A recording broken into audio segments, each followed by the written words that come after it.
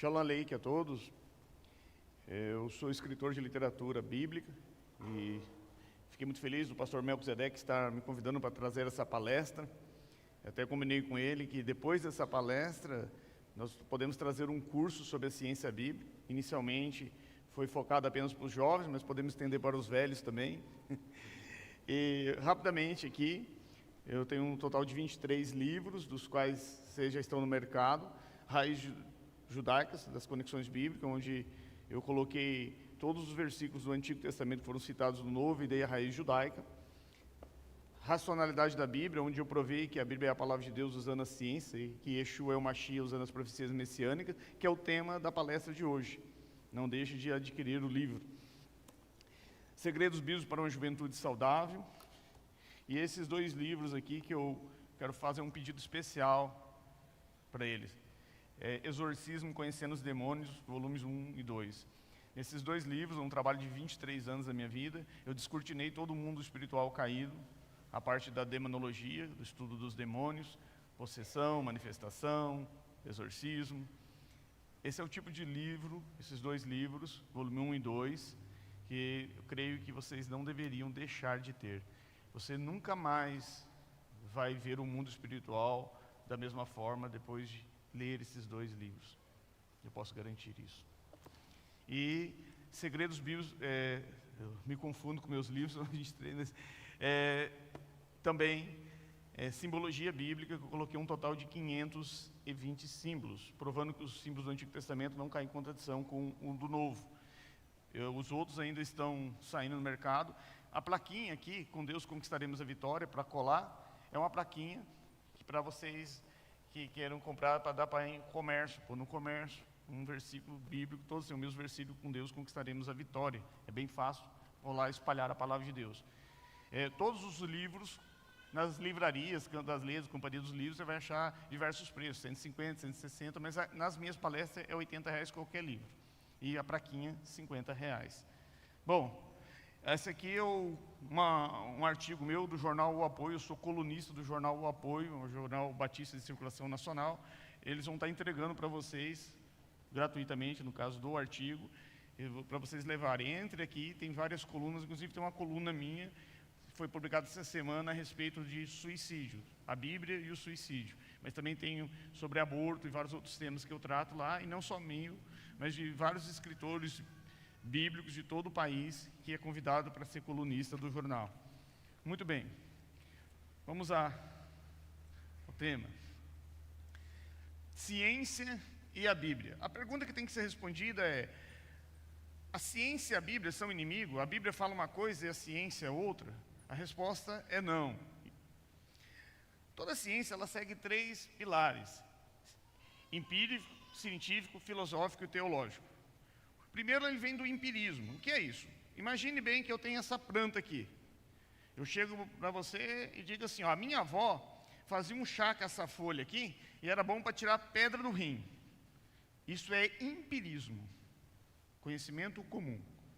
Aí um cientista pega essa planta e fala, peraí, se tantas pessoas antigamente usavam isso, vamos fazer uma pesquisa, leva para o laboratório e descobre que realmente tem uma substância aqui que tira a pedra do rim. E aí vai para o científico. Depois vem para o filosófico. Eles começam a dizer, tá, se essa planta serve para isso, para que mais serve? E por fim, o teológico. Como Deus criou, por que Deus criou essa planta? Então todo conhecimento ele vai sair do empírico, científico, filosófico e teológico. Quando nós falamos da Bíblia como palavra de Deus, veja bem, eu chego para uma pessoa e digo, a Bíblia é a palavra de Deus. Eu tenho que provar isso. Tenho que apresentar os fatos. Onde estão os fatos? E é isso que nós vamos tratar aqui nessa noite. Diz assim, e disse Deus, ajunte-se num só lugar e apareça a parte seca. Imagina você conversando com Moisés. Moisés, você não viveu 40 anos no Egito? Fosse conviver. Você não viu ilhas? Falou, vi. Como é que você escreve aqui na Torá, apareça a porção seca e não as porções secas? Ele diz, porque eu conversando com Elohim, ele me revelou que no começo havia um só continente. E por mais que eu já vi várias ilhas, Ele me disse que só havia um continente. Olha que coisa engraçada. Hoje nós sabemos que existe havia um só continente chamado Pangeia e um só oceano chamado Pantalácia. Mas como é que Moisés sabia disso? Se essa é a única afirmação científica que está na Bíblia, eu posso dizer para vocês assim, foi coincidência. Eu achei 420. E eu sei que vocês vão ficar felizes em saber que eu não vou falar das 420 hoje. O pastor Melquisedeque falou, ser judeu fala demais, se você estourar o horário, não te convido mais. Eu falei, graças a Deus, o pastor Melquisedeque não está aqui hoje. E espero que não esteja assistindo também. Então, sempre alguém pergunta assim, por que os judeus falam que Jerusalém é o Éden? Eu falei, é muito simples. Coloca o dedo em cima de Jerusalém, fecha os continentes num só continente, e os rios Tigre e Eufrates contornam Israel. Hoje contornam o Iraque. Mas coloca o dedo em cima de Jerusalém, coloca um só continente, fecha os continentes, e o rio Tigre e Eufrates cerca Jerusalém, e não o Iraque. Pode ficar tranquilo.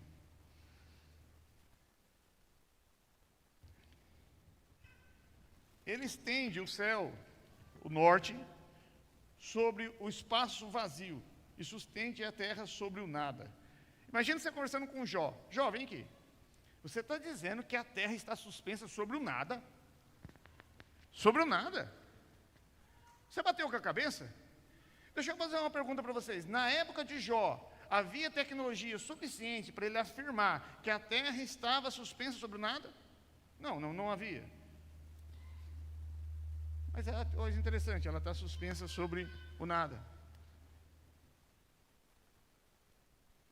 Você é capaz de controlar as estrelas, de amarrar o grupo das pernas ou afrouxar? Jó 38, 31. Jó faz duas afirmações científicas aqui. Ele diz que as estrelas estão amarradas e que essa força não é fixa, ela pode ser afrouxada. Olha que coisa interessante. Você chega para qualquer pessoa que estuda o universo, qualquer cientista e diz, as estrelas estão amarradas? Ele diz, sim, as estrelas estão amarradas por força gravitacional de atração. Então a Bíblia está certa, ela diz que as estrelas estão amarradas. Deixa eu fazer uma segunda pergunta para vocês. Essa força é fixa? De jeito nenhum. Dependendo do movimento de rotação e translação que o planeta faz em torno dessa estrela, essa força é afrouxada ou não. Olha que interessante, está escrito em Jó 38, 31. É exatamente o que está escrito aqui. E Isaac Newton começou a dizer a respeito disso. Até a lua não tem brilho próprio, Jó 25, 5. Imagina você conversando com o Jó, peraí. Você vê um raio de sol saindo do sol e batendo na lua? Não dá para ver um raio de sol saindo do sol e batendo na lua. Então como é que você vem com essa ideia maluca de que a lua não tem luz própria? Ele falou, olha meu amigo, quando eu olho para o céu, a lua tem luz própria. Porque eu não vejo um raio de sol saindo do sol e batendo na lua. Mas eu batendo um papo com o todo-poderoso Elohim, ele disse para mim que a lua não tem luz própria. Está contra tudo aquilo que eu estou vendo, mas ele disse, eu escrevi. Olha que coisa engraçada. Hoje sabemos que a lua não tem? Como é que eu já sabia disso?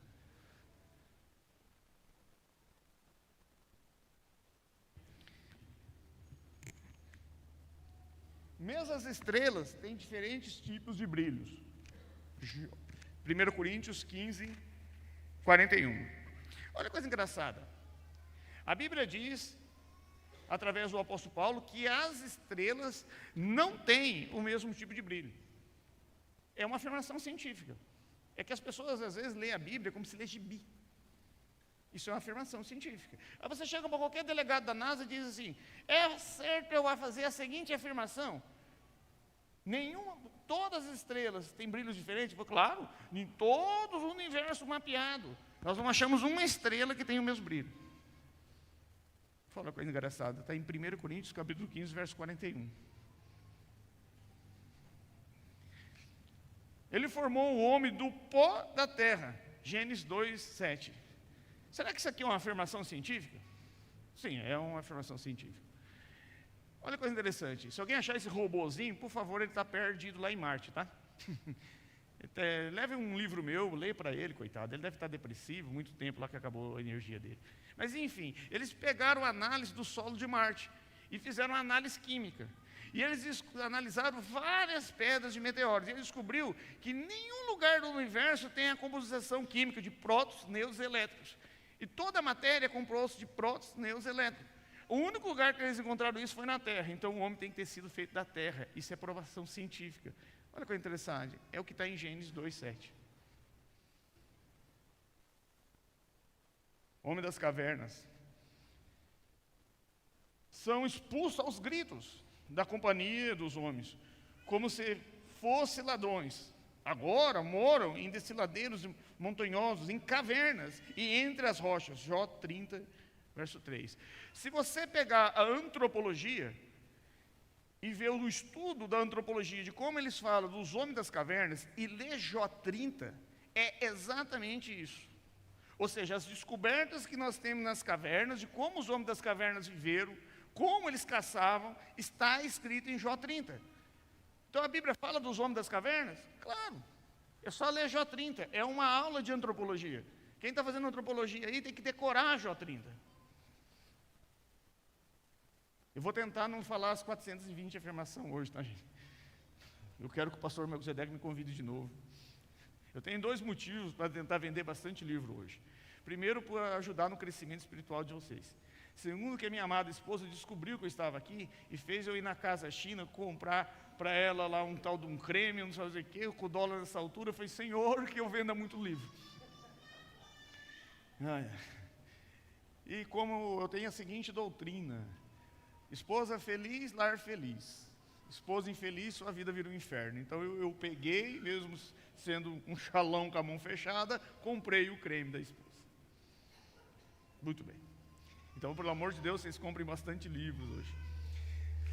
Pois a palavra de Deus é viva, é eficaz, é mais cortante que qualquer espada de 2 gumes, e penetra ao ponto de dividir alma e espírito, juntas e medulas. Se você não lê a Bíblia como se lê gibi, você vai entender que isso aqui é DNA.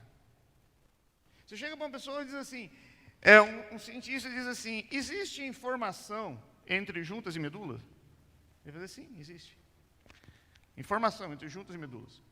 Como eu chamo isso? Ele falou, DNA. A Bíblia diz que a informação veio de Deus, e que ela é viva, e que ela é eficaz, e que ela não é parada, e que ela tem entre juntas e medulas. E nós chamamos isso de DNA.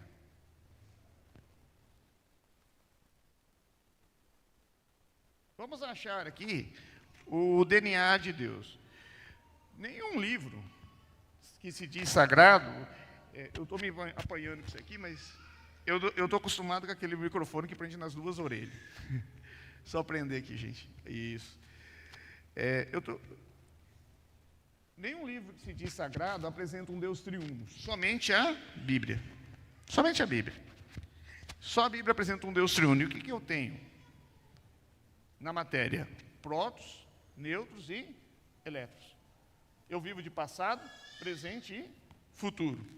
Eu preciso de altura, largura e profundidade para medir. Quem fez isso aí? Um Deus triuno. Um Deus triuno. É só Ele que pode ter feito isso. Obrigado. Olha, eu trouxe aqui o Alcorão. Já passei estudo sobre o Alcorão.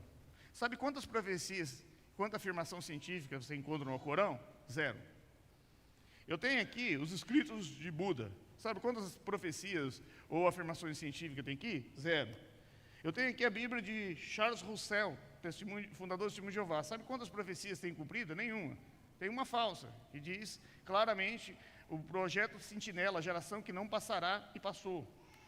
Você sabe quantas profecias tem cumprido no livro de Ellen White, a falsa profetisa do Adventista? Nenhuma. Sabe quantas profecias tem no Evangelho segundo Allan Kardec? Nenhuma. Sabe quantas profecias tem na Bhagavad Gita, a Bíblia do hindu? Uma Índia quase toda crê nela? Nenhuma. Sabe quantas afirmações científicas você tem no livro de George Smith, Os Mormons? Nenhuma. Sabe quantas afirmações científicas você tem na magia goética? Nenhuma. Sabe quantas afirmações científicas que provam na Cabala? Nenhuma. Não há motivo para você crer nessas bobagens. Mas se alguém chegar para mim e dizer assim, prova para mim que a Bíblia é a palavra de Elohim, eu vou falar, meu filho, deita, porque sentado você vai cansar.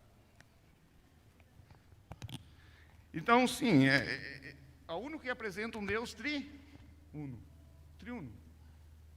E aí eu tenho, na matéria, prótons, nêutrons, ele é altura, largura, profundidade. Passado, presente, futuro. A água se manifesta em sólido, líquido e gasoso. Então, sim, eu tenho certeza que foi um Deus triuno que criou isso. Medicina. Porventura não me derramaste como um leite, e como um queijo não me coalhaste, de pele e carne me revestiste, e de ossos e de nervos me teceste, Jó 10:10. Deixa eu fazer uma pergunta para vocês. Como é que Jó falou de fecundação e desenvolvimento embrionário na sequência certa? Veja bem, ele fala de fecundação e desenvolvimento embrionário na sequência certa. Quer ver uma coisa? Tu me derramaste como um leite. Ejaculação. Ele falou de ejaculação aqui. Ele diz, tu me coalhaste como um queijo. No momento que o esperma entra no óvulo, a melhor maneira que eu mostrar isso é uma coalhada de queijo, quebra molecular. Ele diz de pele. Primeiro nasce a epiderme, derme e lâmina basal. Depois ele diz de carne. Aí vem as fibras de mielina, que vai ser a carne. E aí ele diz de tendões. Por depois vem a cartilagem, que vai ser o osso, e depois os tendões. Deixa eu fazer uma pergunta para você. Você chega para um cientista, um obstetra, e diz assim, ó, eu vou dizer para você, a minha mãe, o meu pai me derramou como um leite. Dentro da minha mãe fui coalhado como uma coalhada, de pele, de carne e tendões me revestiu. Tá certo? Falou, isso aí é fecundação e desenvolvimento embrionário na sequência certa. Falei, então, está em Jó 10, capítulo 10, verso 10. Como é que ele sabia disso?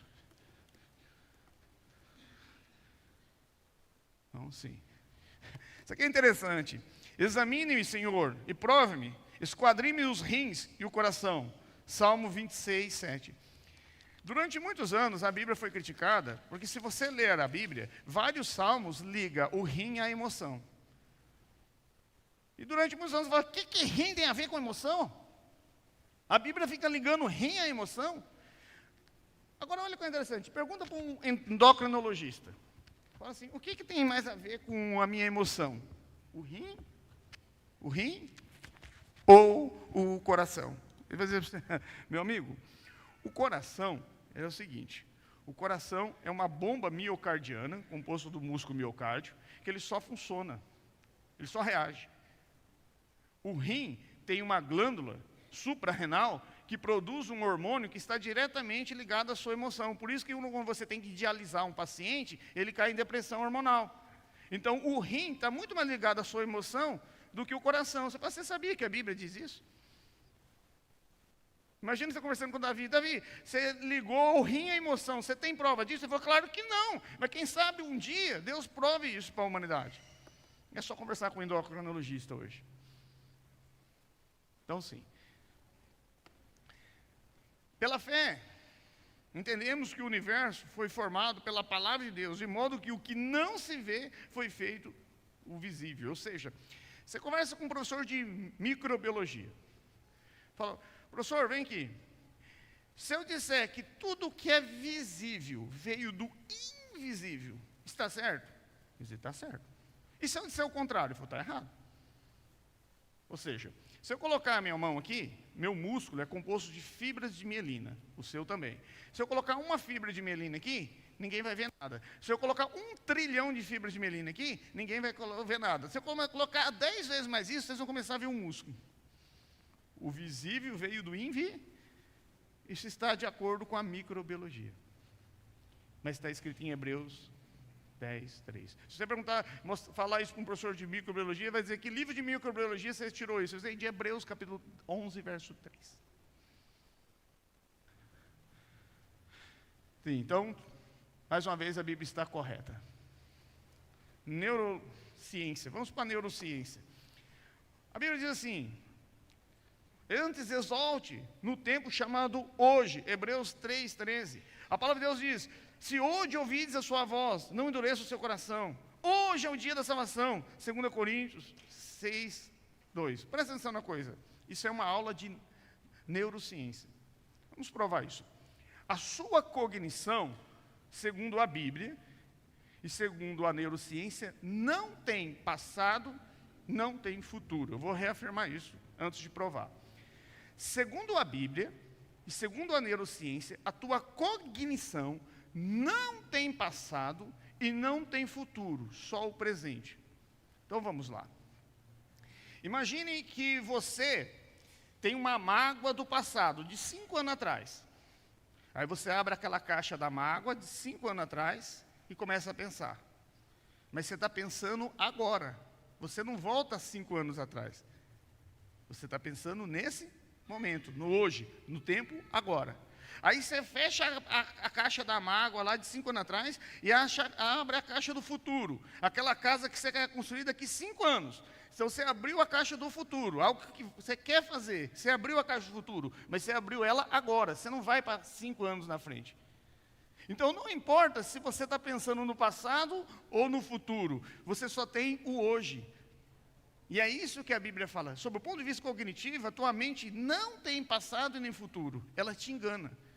Tudo que você tem é o agora, é o hoje. Se você pensar no passado, é agora. Se você pensar no futuro, é agora. Você só tem o hoje. A neurociência comprovou isso, mas a palavra de Deus já dizia isso há muito mais tempo. Muito bem. Passado. Aqui é importante entendermos que nós vivemos em 4 mundos e temos 3 inimigos. Veja bem, você vive em 4 mundos, e você tem 3 inimigos. Você pode saber disso ou não, aceitar isso ou não, entender isso ou não. Você vive em 4 mundos e você tem 3 inimigos. Então nós vamos lá. Primeiro mundo. Você vive em 4 mundo. Nós temos um mundo físico. Esse aqui, físico. Primeiro mundo, e mais fácil de entender. Depois nós temos o mundo ilusório. O mundo ilusório é bom. Que Deus criou o mundo ilusório, porque assim, você vai, igual, quando eu fui construir minha casa, eu imaginei uma casa. Claro, saiu exatamente como a minha esposa imaginou, mas eu imaginei. No fim, saiu exatamente. A única coisa que eu fiz na minha casa foi meu recanto do guerreiro, e até hoje ela me rateia, porque diz, para que colocar esse fogão a lenha aqui? Não gosta do meu fogão a lenha. É para fazer sujeira? É para essas madeiras aqui criar bicho? Para que isso? 17 anos de casada, ela ainda reclama do meu fogão a lenha. É isso. Não vou falar mais nada, que eu quero que as mulheres comprem livro também. Aí você tem um mundo virtual. O que é um mundo virtual? Aqui, ó.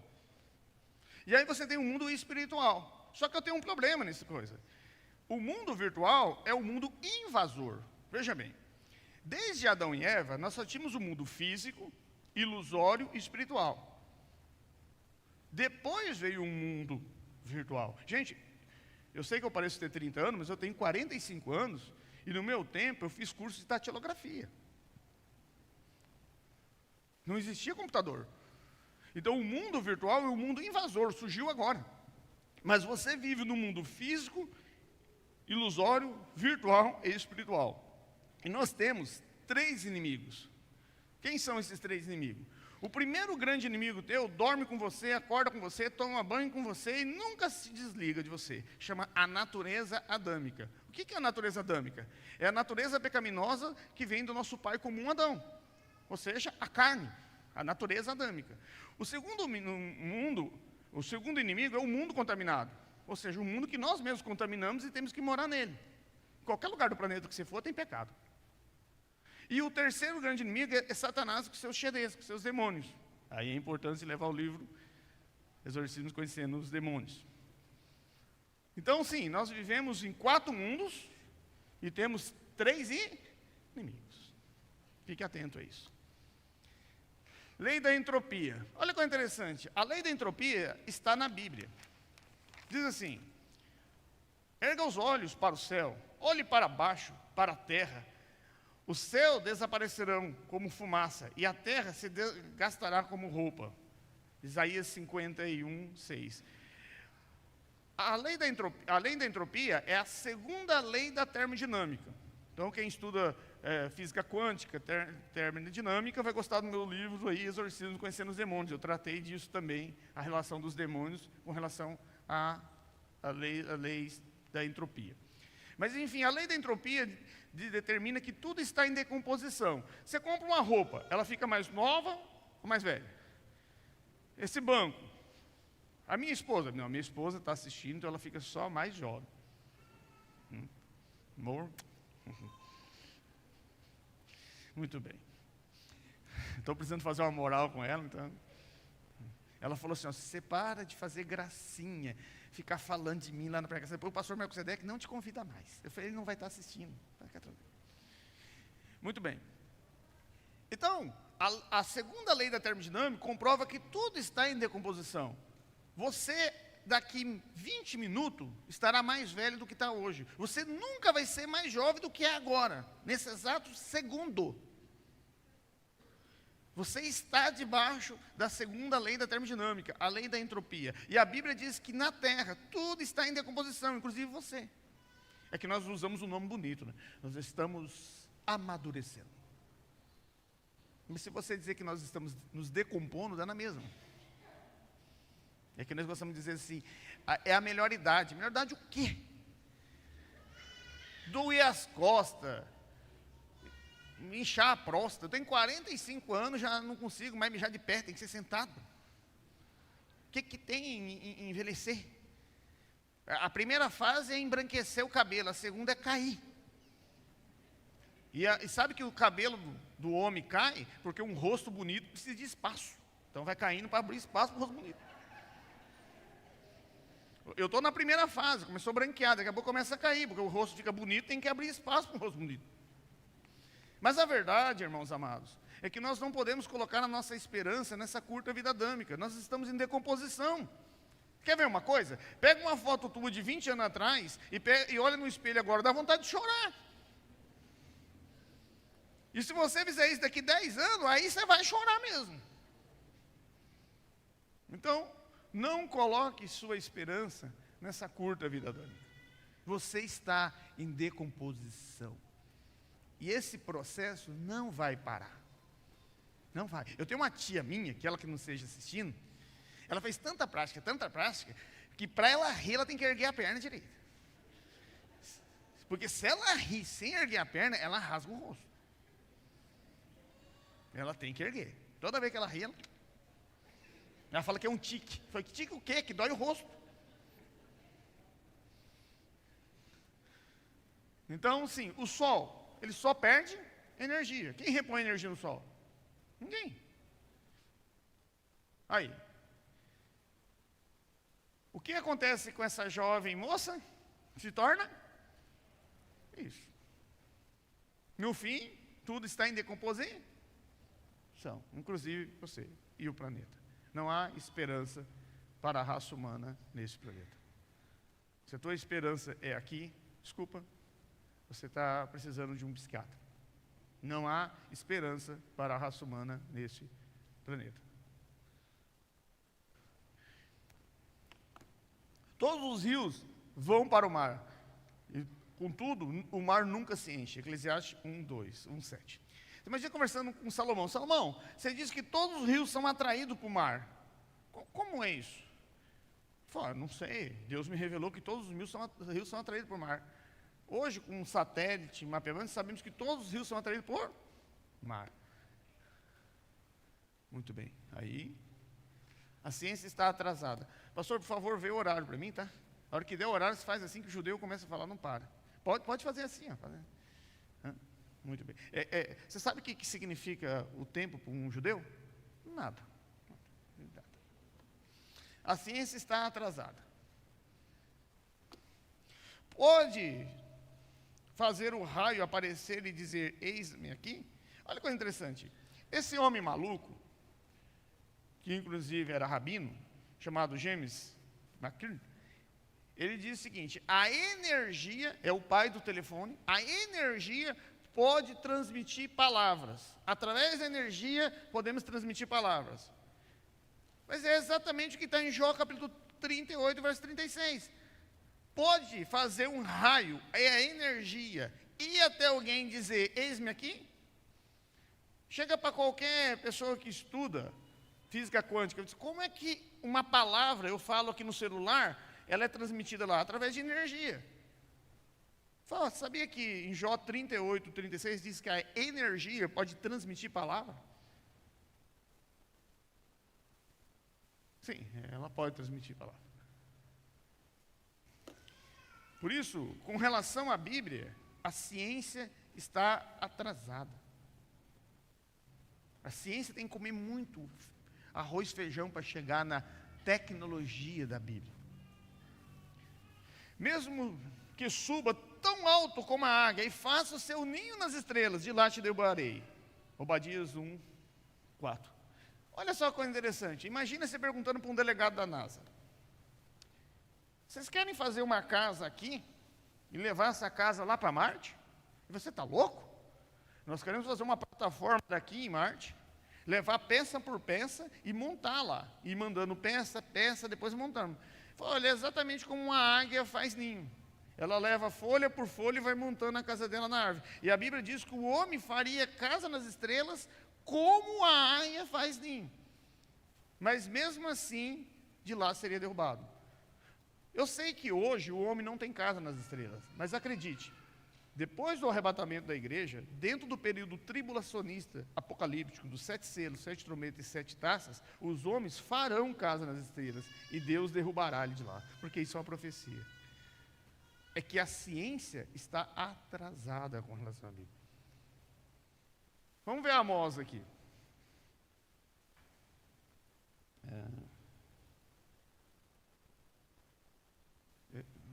Amós. Ainda que se esconda de mim no fundo do mar, dali darei ordem à serpente que te morda. Amós 9, 3. Imagina você conversando com Amós. O profeta Amós vem aqui. Você disse que o homem se esconderia da ira de Deus no fundo do mar. Você está louco? Eu me abaixo 5 minutos na água, eu não aguento ficar. Como é que pessoas vão se esconder da ira de Deus no fundo do mar? Ele disse, eu não sei como isso vai acontecer. Eu estava batendo um papo com Elohim, e ele disse para mim que dentro do período da angústia de Jacó, quando a ira do Senhor se levantasse contra a humanidade, os homens se esconderiam da ira dele no mais profundo mar. Como isso vai acontecer? Eu não sei. Olha que coisa interessante. Hoje nós temos uma coisa chamada submarino. Alguns submarinos nucleares podem manter pessoas vivas lá muitos e muito tempo.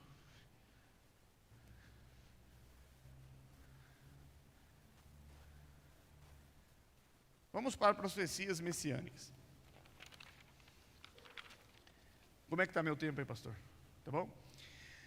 E tu, Belém e Efrata, embora seja pequena entre os clãs de Judá, de ti será o rei que há de reinar em Israel, de cujas origens são desde os tempos antigos, desde os dias da antiguidade. Miqueias 5, 2. O profeta Miqueias profetizou 700 anos antes de Cristo. Ele foi contemporâneo do profeta Isaías. Então, 700 anos antes de Cristo, o profeta diz que o verdadeiro Messias nasceria no país de Israel, no estado de Judá, na cidade de Belém, no bairro Efrata. Então, veja bem. Que país o Messias nasceria? Israel. Que estado? Vamos lá. Qual é o país que o Messias nasceria? Israel. Qual é o estado? Judá. Qual o bairro? Belém. E qual é a cidade? Belém. Qual o bairro? Efrata. Se ele nascesse no bairro ao lado, ele não poderia ser o Messias. Então veja bem, o verdadeiro Messias tinha que nascer no país de Israel, no estado de Judá, na cidade de Belém, no bairro Efrata. Esse endereço está péssimo. Aqui, o bairro Efrata, cristãos, em 1890, no bairro Efrata, lá onde Jesus nasceu. Mas vamos para o referência.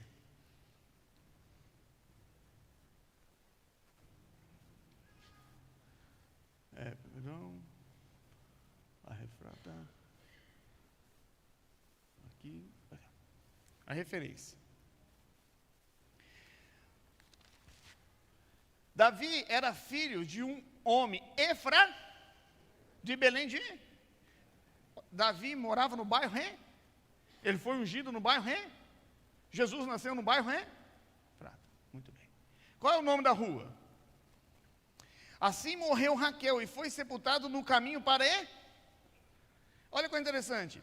A matriarca Raquel morreu no caminho para Efrata. A tumba dela foi colocada ali. E aquela rua se chamou Raquel. Por isso que lá em Mateus, quando ele diz, houve choro e clamor, era Raquel chorando, ele estava dando o endereço da rua, onde aquelas mulheres, após Herodes mandar matar os filhos, foi na rua Raquel, que fica a tumba de Raquel, para chorar. Então, o verdadeiro Messias nasceu no país de Israel, no estado de Judá, na cidade de Belém, no bairro Efrata. Como é o nome da rua?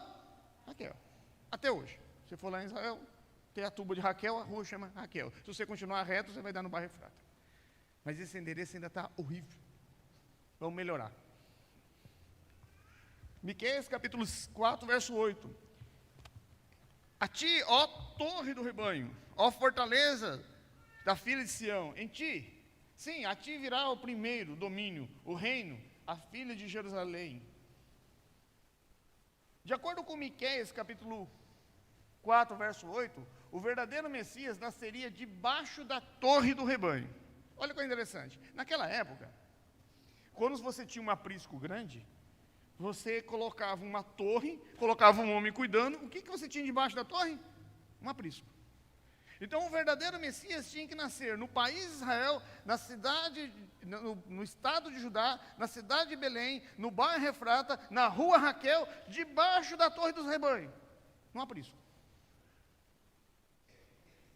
Se o Messias tivesse nascido no país de Israel, no estado de Judá, na cidade de Belém, no bairro Efrata, na rua Raquel, mas não fosse debaixo da torre do rebanho, ele não seria o Messias. Você poderia procurar outro. Mas ele nasceu no lugar pré-determinado. Ele não nasceu ali por um acaso. Tem muito mais do endereço profético, mas eu não tenho tempo de tratar disso agora. Eu combinei com o pastor Melquisedeque que a gente poderia depois dar um curso sobre ciência bíblica, que é o tema dessa palestra do meu livro. Mas nós combinamos de fazer esse curso futuramente apenas para os jovens. Aí, se ele atender, a gente estende para os velhos também. Então, mas, por enquanto, é só para os jovens. Vamos ver se alcança a geriatria e não só a pediatria. Muito bem. Muito bem.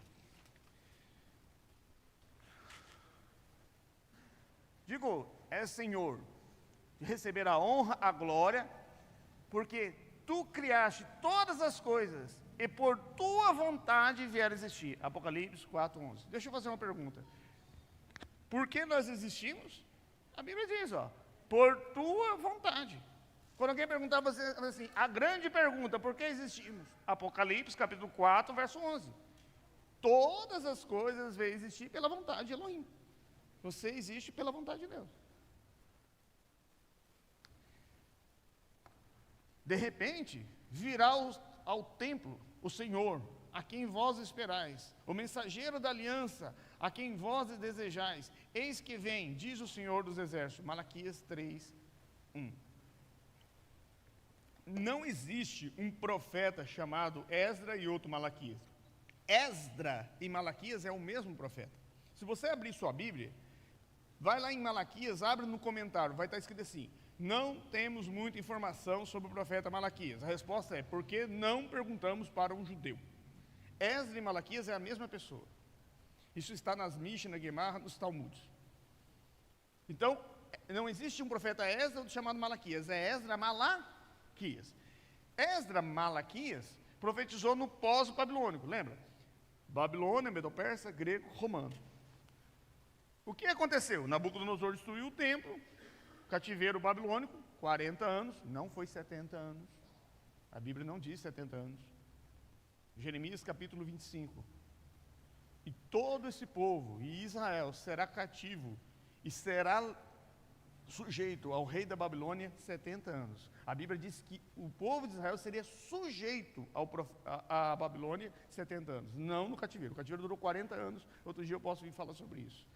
E não 70, não é o que está na Bíblia. Mas enfim, o profeta Esdra e Malaquias, eles estavam construindo o segundo templo. O templo que foi destruído por Nabúcodonosor, Nabucodonosor, e estava sendo reconstruído por Esdra, Malaquias, Zacarias, os profetas do pós-babilônico, e foi reformado por Herodes. Eu já vi gente dizer assim, Herodes construiu o segundo templo. Não, Herodes reformou, não construiu. Quem construiu foram os profetas do pós-Babilônia. Então vamos conversar com Esdras Malaquias. Esdras Malaquias, vem aqui. Você falou que o verdadeiro Senhor entrará nesse templo. Você está louco? Primeiro, esse templo está bem menor do que o templo de Salomão. Segundo, o verdadeiro Senhor entrará nesse templo? Entrará. Olha que coisa engraçada. O povo de Israel saiu do cativeiro e construiu o segundo templo, certo? Mas eu tenho um problema. O segundo templo foi destruído em 70 depois de Cristo, pelo imperador Tito, o imperador romano. E isso quer dizer que o verdadeiro Messias tinha que entrar no segundo templo. Ou seja, qualquer candidato ao Messias tem que ser do segundo templo até o ano certo. Isso marcou a data da vinda do Messias. Se alguém chegar a dizer para você assim, eu sou o Messias, fala, meu filho, você está 2000 anos atrasado. Porque o segundo templo foi destruído em 70 depois de Cristo. E qualquer candidato ao Messias tem que ser de 70 para lá, porque ele tinha que entrar no segundo templo. Então isso marcou a data. Aí veio Jesus, pregou ali no segundo templo com 12 anos, fez seus sinais e milagres ali, morreu, foi sepultado, ressuscitou, foi levado ao céu, e no ano 69 para 70, o imperador Tito destruiu, impedindo qualquer outro candidato a Messias.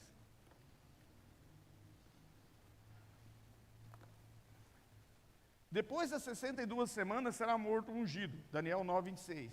A cidade e o lugar santo serão destruídos, Daniel 9, 26. Vamos conversar com Daniel, vamos lá. Daniel estava na Babilônia, quem estava no governo era Nabúcodonosor, Nabucodonosor. O templo de Salomão estava destruído. E aí veio as 70 semanas de Daniel, revelada. As 70 semanas de Daniel é um relógio profético do Rim, que é 70 semanas de anos contemplando 49 anos, com um período de 7 anos de 49 anos, 490 anos, um período de 7 anos de 49, 62 semanas de 434 anos, e uma semana de 7 anos, que é o último Shevá que falta cumprir dentro do período tribulacionista apocalíptico. Mas enfim, nós vamos entrar nisso hoje. Mas o verdadeiro Messias veio, só que tinha um problema. Assim que ele fosse morto, a cidade e o santuário tinham que ser destruída. Imagina você conversando com Daniel. Daniel, vem aqui. Você não sabe que a cidade e o santuário está destruído? Sim, a cidade e o santuário está destruído. Você não sabe disso? Sei. E que loucura é essa? Que depois da morte do Messias será destruída a cidade e o santuário. A cidade e o santuário está destruída. Bom, Deus me disse para mim que depois da morte do Messias será destruída a cidade e o santuário. Mas Daniel, não tem como isso acontecer, porque a cidade e o santuário está destruído. O anjo Gabriel falou isso para mim. Depois da morte do Messias será destruída a cidade e o santuário. Olha que coisa interessante, o povo judeu saiu do cativeiro, reconstruiu o segundo templo, veio o Messias, foi morto, e em seguida, no ano 60 para 79, a cidade e o santuário foi destruído. Estatisticamente falando, qual é a possibilidade disso acontecer se não for a palavra de Deus? Veja bem, se o Messias tivesse morrido, morreu no ano 32, não 33, gente. 32. Mas o ministério de Jesus não foi 3 anos? Foi.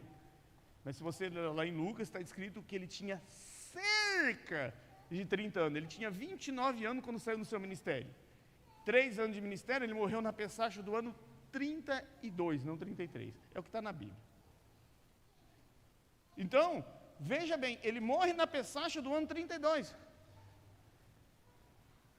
E aí, em seguida, no ano 70, é destruída a cidade do santuário. Se ele morre, veja bem, se o templo, lá em Jerusalém, não tivesse sido destruído, ele não seria o Messias. Presta atenção numa coisa. Se Jesus tivesse vindo, morrido, ressuscitado, elevado ao céu, e mesmo assim, depois de fazer tudo isso, o segundo templo não tivesse sido destruído, ele não poderia ser o Messias. Porque o verdadeiro Messias não cumpriria parte da profecia, mas toda. Então ele só pode ser o Messias se o segundo templo foi destruído depois da sua morte. Olha que coisa interessante, foi exatamente o que aconteceu. Nós temos provas arqueológicas disso. Uma outra profecia, pastor, vê o meu tempo aí. Está indo bem? Estou bem. Uma outra profecia é muito interessante. Diz assim: aquele que se desvia de ti terão seus nomes escritos no pó da terra, pois abandonaram o Senhor, a fonte da água da vida. Jeremias capítulo 17, verso 13. Isso é uma profecia. João capítulo 8, verso 9, ele está escrevendo o nome no chão. Então vamos entender isso aqui. Quando eu leio Jeremias capítulo 17, diz assim, que o verdadeiro Messias seria a água da vida. Olha que coisa interessante, no Evangelho de João, ele chega e diz, aquele que tem sede, vem a mim. Ele está dizendo para os rabinos, eu sou a água da vida. Mas segundo a profecia de Jeremias capítulo 17, verso 13, aqueles que recusassem a água da vida, teriam o seu nome escrito no chão. Então o que Jesus estava escrevendo no chão? O nome daqueles que recusaram ele. E a Bíblia diz que eles foram saindo do mais velho para o mais novo, porque na cultura judaica se escreve o nome primeiro do mais velho. Então veja o que Jesus falou, aquele que tem sede vem a mim, aquele que beber de mim não terá mais sede. Ele está dizendo, eu sou a água da vida. Quando os rabinos ouviram aquilo, eles disseram, ele está dizendo que ele é o Messias de Jeremias 17. E foram afrontá-lo. Quando ele começou a escrever seu nome no chão, eles falaram, peraí, é exatamente o que a profecia diz. Que era uma pegadinha. Eles falaram, vamos levar uma mulher em adultério na frente de Jesus. Se ele falar apedreja, vamos acusar ele de não amar o próximo como a ti mesmo. Se ele falar não apedreja, vamos acusar ele de ser contra a lei de Moisés. Colocaram a mulher lá, e aí? Ele diz, aquele que nunca pecou pode atirar a primeira pedra. E aí eles saíram envergonhados.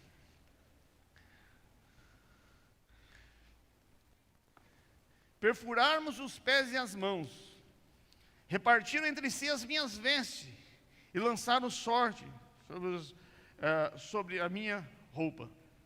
Salmo 22, 18, Salmo 22, 16. Presta atenção na coisa, se você tirar a profecia messiânica, quem está no controle é os soldados. Vamos lá. Se você tirar a profecia messiânica, quem está no controle é o soldado. Com a profecia messiânica, os soldados nunca tiveram no controle. Então vamos entender isso. Imagina você conversando com Davi. Nem todo salmo é de Davi, mas esse é um salmo de Davi. Davi, você está louco? Você diz que perfuraram os seus pés e suas mãos, que repartiram as suas vestes entre si, e sob sua túnica lançaram sorte. Quando isso aconteceu com você? Ele disse, eu não estou falando de mim. Isso vai acontecer com o Messias. É um salmo messiânico. Olha que engraçado. O Messias teve seu pé e sua mão perfurada. Eles arrancaram a roupa e repartiram entre si, mas quando olharam para a túnica, disseram, não, vamos lançar sorte, não vamos rasgar. Coloque o óculos da profecia e você vê que aqueles soldados nunca estiveram no controle. Tudo o que eles estavam fazendo é que os salmos messiânicos determinaram. O Messias nunca esteve fora do controle da crucifixão. Nunca. A todo momento, ele estava determinando o que ia acontecer com ele. Nenhum soldado ali estava fazendo o que queria. Então, sim, cada atitude, quando eles pregaram aquele prego, o Messias sabia. Os Messias, sendo Deus, estava lá. Salmo 22. Pregaram meus pés e minha mão. Tiraram a roupa, eles puderam fazer o que quiseram? Não, você tem que seguir a profecia. Presta atenção na coisa. Elohim, ele deu um protocolo profético para um verdadeiro Messias, tão rígido, que só o verdadeiro Messias poderia cumprir. Você pode sair dessa igreja dizendo assim, eu não acho que Jesus é o Messias. Eu tenho certeza. Ele é meu único, é meu suficiente Salvador. Ele pagou o meu pecado. Ele é meu Salvador. É a Ele toda a honra e toda a glória. Nós vamos para o céu não pelos nossos méritos, mas por aquilo que Ele fez na cruz por nós. E sempre que você achar que já fez muito por Deus, lembra disso aqui. Toda vez que você achar que já fez muito, lembra disso. Você vai ver que você não fez nada.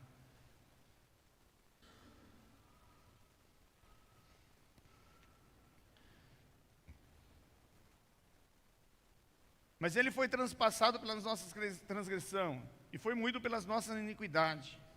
Ele não foi transpassado por causa das suas transgressões. Ele não foi moído por causa das suas iniquidades. da iniquidade dele, mas sim a nossa. Tudo isso que ele passou foi por mim e por você. Ele estava lá, pagando o nosso pecado. A profecia de Isaías 53 diz que ele tinha que ser esmagado, chicoteado. Então eles colocaram um capuz em cima de Jesus, no rosto de Jesus, e começaram a bater e dizer: profetiza, quem é que te bate? Arrancaram o cabelo dele, jogaram ele no chão e começaram a chicotear. Mas tudo aquilo que eles estavam fazendo estava dentro de Isaías 53. Cada soco, cada momento que eles cuspiam, cada xingo, cada chicotada estava dentro de Isaías 53. Em nenhum momento aqueles soldados estiveram no controle. Lembra o que disse? Ninguém tira a minha vida, eu voluntariamente. Quando aqueles soldados começaram a bater nele e dizer: profetiza, quem é que te bate? Isaías 53 já está na metade, falta pouco. Tem alguns salmos só para vocês cumprirem.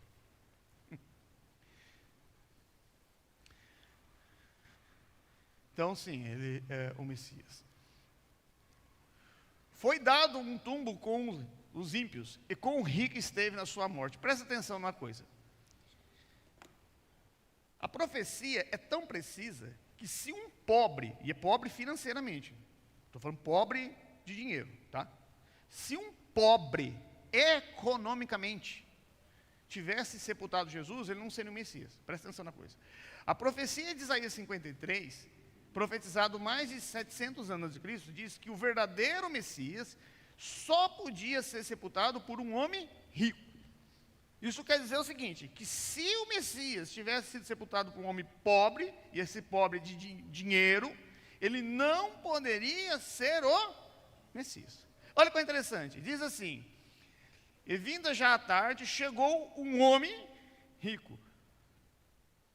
Espera aí, por que o Espírito Santo guiou Mateus para escrever rico?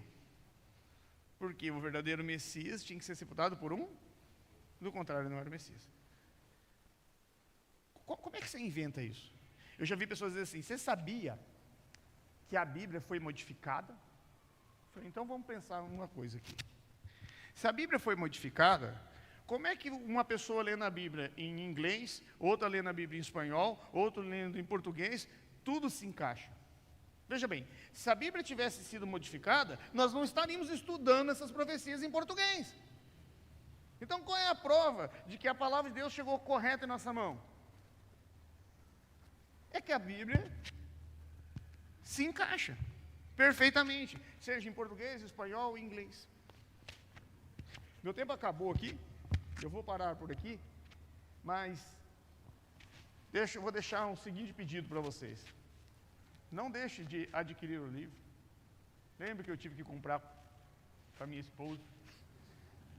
E espero que, se tudo der certo, eu venha passar o estudo sobre ciência bíblica. Não sei se o pastor Melquisedeque vai abrir para os velhos, mas para os jovens ele já abriu. E do fundo do meu coração, eu desejo que todos vocês tenham essa certeza de que o Messias Yeshua é o único e suficiente Salvador, para que a gente possa passar uma eternidade junto nos palacetes celestiais. Shalom Aleichem a todos.